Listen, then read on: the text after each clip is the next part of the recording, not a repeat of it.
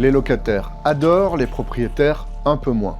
Depuis 2019, les communes volontaires, elles sont 70 aujourd'hui, peuvent imposer aux propriétaires qui mettent un logement en location un prix maximal au mètre carré, avec la possibilité de demander un bonus si le bien a des atouts particuliers, un ascenseur, une terrasse, la vue sur un jardin, etc.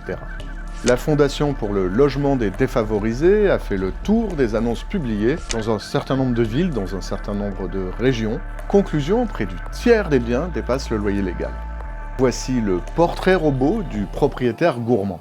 D'abord, il est propriétaire à Paris, et même plutôt dans l'ouest et dans le centre de la capitale, où 2 appartements sur 5 sont loués trop cher. Il met plutôt en location une petite surface. 91% des logements de 10 mètres carrés et moins dépassent le plafond des loyers. Avec une prime au meublé, 41% explosent la limite légale. Ce propriétaire, parfois indélicat, n'hésite pas à louer une passoire thermique. 38% des biens loués trop cher sont classés G en termes de diagnostic de performance énergétique. Il est totalement interdit de leur appliquer des compléments de loyer depuis 2023. Les plateformes préférées du bailleur qui loue cher ou trop cher, Le Bon Coin ou PAP, particulier à particulier, loin devant les sites de professionnels de l'immobilier. Logique, ce propriétaire préfère louer en direct. 39% des annonces qui dépassent les plafonds sont d'ailleurs créées par des particuliers, même si les agences, qui ont plutôt tendance à respecter la loi, ne sont pas toujours irréprochables.